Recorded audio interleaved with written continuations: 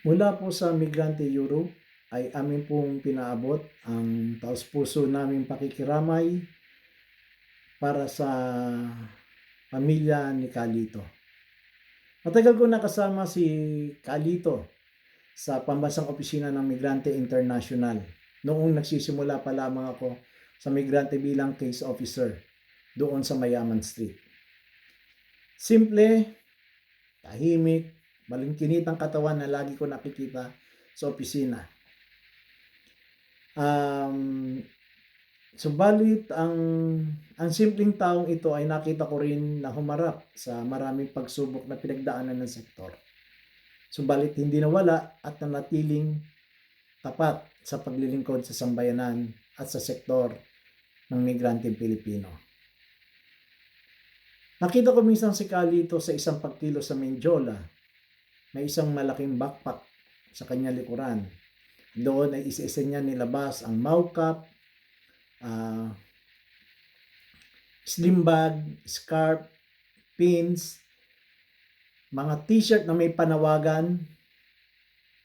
Tinanong ko siya bakit siya nagbebenta at sabi niya bahagi iyon ng pagharap niya sa pangangailangan niya na siya ay kumikita doon. Hinaharap niya ang pakikibaka ng sektor ng migrante at the same time ay hinaharap niya rin ang pakikibaka sa ekonomiya na hindi iniiwanan ang pinakamalagang task niya ay ang maglingkod sa sambayanan. Isang magandang ehemplo si Kalito na nasaksihan ko nung nag-uusap kami sa paanan ng Menjola. Mas tumatak si Kalito para sa atin lahat na sa migrante ay yung kanyang task sa admin ng ating pambansang opisina. Kung wala si Kalito sa kanyang expertise, ika nga, pag nakapikit na mata ni Kalito, kabisado niya sa paano niya i-renew ang ating mga permit sa Quezon City Hall. Ang pagdadala ng mga sulat sa Manila LGU kung may permit tayong ina-apply sa mga malaking activities ng ating sektor.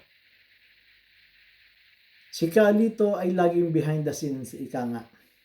Nung inilunsad natin ang Sagip Migrante Program noong 2009 sa bilang pagtugon sa pangailangan ng mga biktima ng Bagyong Ondoy.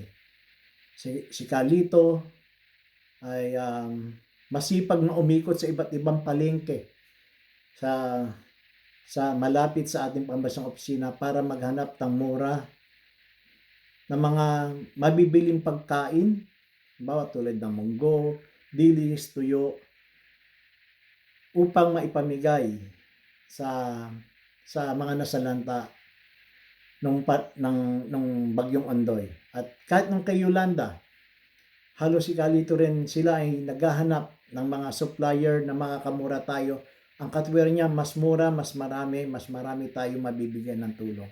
Yung sipag ni Kalito sa gawaing admin ay hindi matatawaran. Sa aming pag-uusap ng komite, tinanong namin siya minsan, hindi ka ba nahihirapan o nabibigatan sa task na ibinibigay namin sa iyo? Ang sabi niya, walang maliit, walang malaki, walang mabigat, walang magaan na task kung ito naman ay nakaugnay pa rin sa paglilingkod sa sambayanan. Isang ugali ni Kalito na dapat i-cherish natin.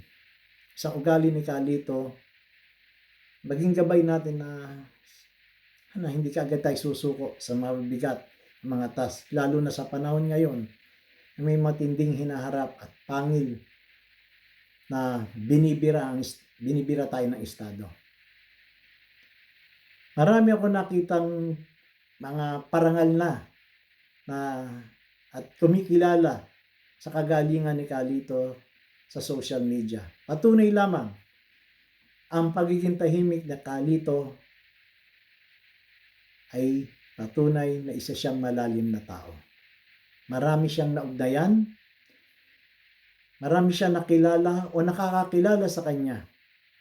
Katulad ng bawat migranteng humingi ng tulong sa ating pambansang opisina.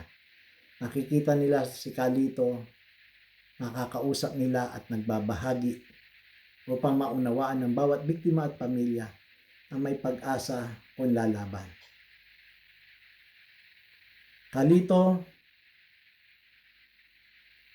di ba tayo kita muli ay mananatili ka sa akin, diwa.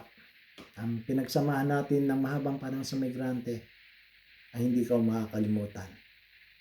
Sa pamilya, sa mga anak at apo ni Kalito, ang aming pong pasasalamat sa pagbibigay nyo ng pagkakataon ng inyong ama,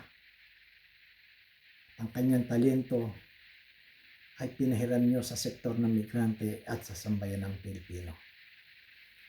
Pagpupugay kay kasamaan dito hanggang sa tagumpay. Magandang gabi sa ating lahat.